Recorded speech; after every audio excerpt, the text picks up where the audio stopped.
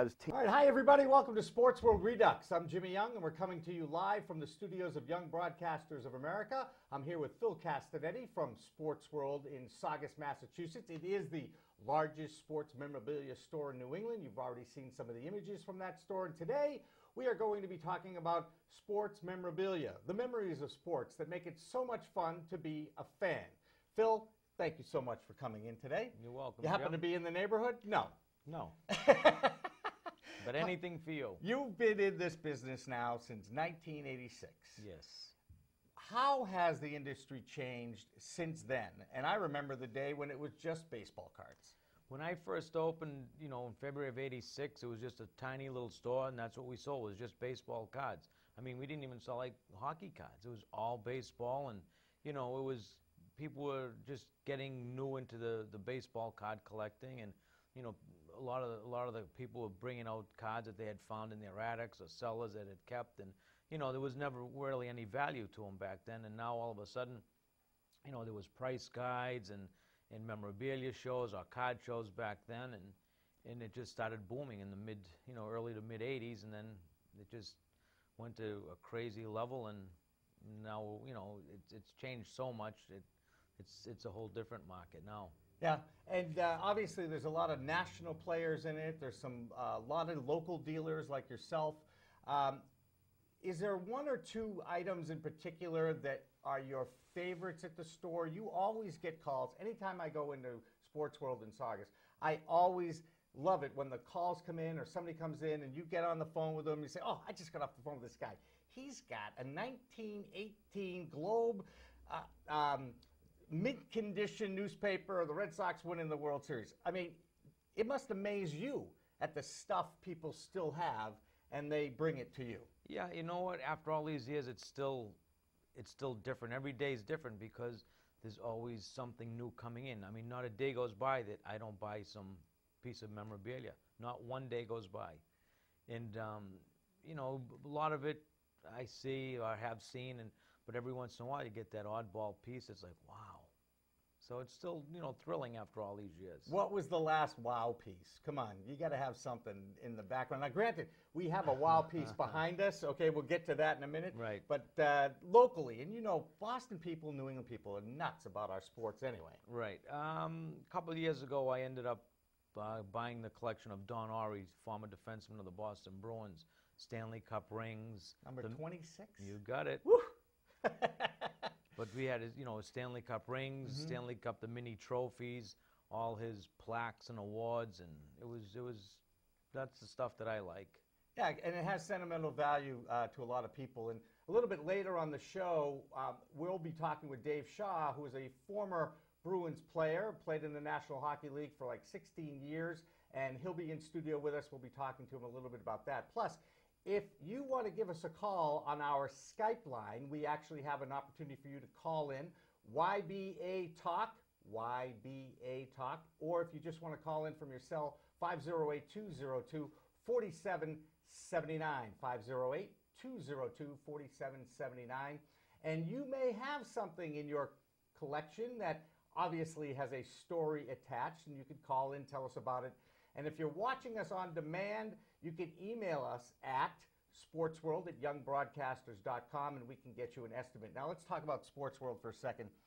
For those of those people out there who have no idea who I am, which I know is maybe one or two of them, that actually may be out there, I used to host a show called Sports World on New England Cable News that was a complete ripoff of the NBC show that was also Sports World, and you had it first.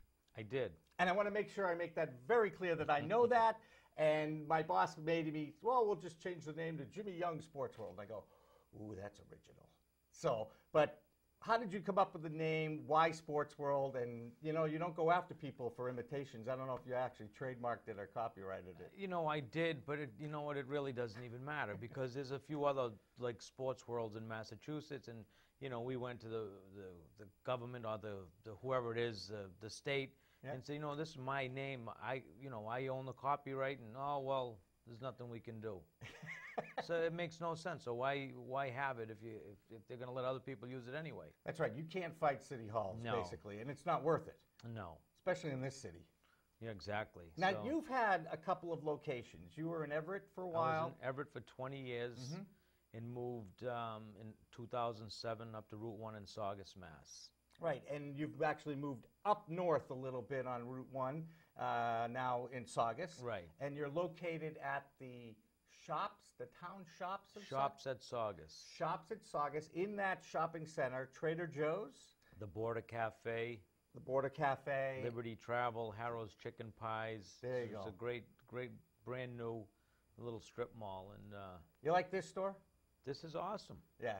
Yeah, you like, I know you've seen a few of them through the years, so, Yeah. but this particular store, you seem to be at home there. Yeah, it's nice. It's like I said, it's new, built it out the way I wanted it, and High walls. so far, High so walls, yeah. high ceilings. You got the ladder that has to get up to the top if you need to get something up top, right? If we were a little taller, we'd be all set, but and also, I like how Phil kind of holds court in the center. I'll call it a bar when you come in, and so you can keep an eye on everything. You're right in the middle of the store, and you're part of the experience of Sports World. I hope you know I'm showing you that respect. well, thank you. I love going up there. And if you've never been, it's like going to a museum. Now, the Sports Museum of New England is located at the Boston Garden. And here's some video we have of your store, Phil. And outside of the Boston Garden, the new Boston Garden, that's been everything from the Fleet Center to a million different names, TD Bank North The Garden Shawmut now. Center at Shawmut first. Center, that's right. This is the greatest collection of sports memorabilia I've really ever seen. And it's not just the cards and the baseballs and the basketballs that are autographed. It's the unique items that you always seem to have. And what is like that one right there. Let's talk about the pesky pole. Okay. Because that actually has a piece of the pesky pole in it. Tell Right. me how you got that and how you came up with that one. That the pesky pole was refurbished a couple years ago. I guess some of the top pieces were kind of breaking off, and where they brought it to, I guess they cut off maybe a 18, 20-foot piece. It was going to be not fixed, but another piece put on because that was old, and everything ends up in my store. So we got it, chopped it up into little pieces, and framed it up, and it looks pretty nice. And Johnny Pesky, of course, signs. He is the godfather of Red Sox baseball. Is that a great way to look at it? That's perfect. And he signs everything, and you get it really nicely framed. And how important is the framer for you and getting it framed right? It's huge. I mean, our framers, are so good. Prices are reasonable, and there's no one better. There you go.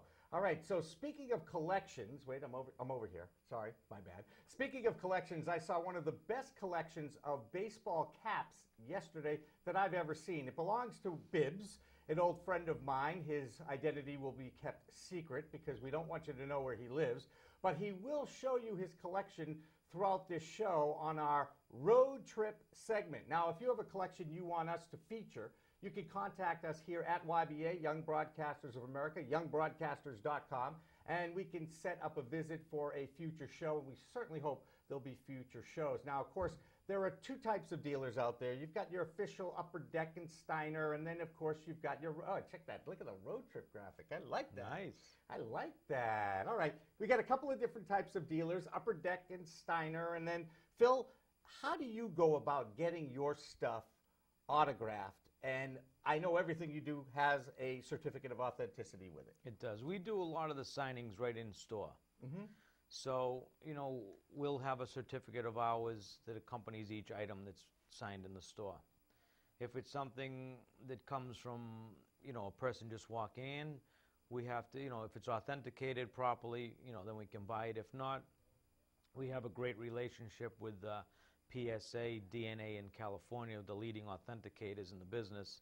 And, we can shoot them pictures and they'll tell us whether they think it's real or not. And there you go. I mean, we can't take a chance of selling forged memorabilia, which there's abundance on eBay, which is the world's worst place to buy anything autographed. That's right. And people just continue to do it. It baffles me, but they think they're getting a great deal, but all they're getting is, a piece of paper with someone's scribble on it. It amazes me.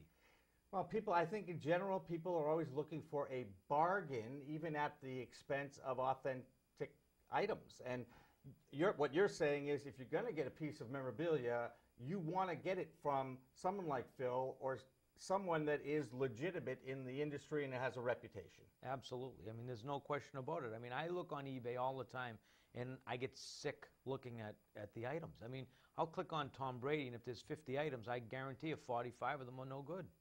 And you can tell by looking at the signatures, by knowing who's selling it. I mean, you must know. I can tell by looking at the autograph pretty much if it's good or bad.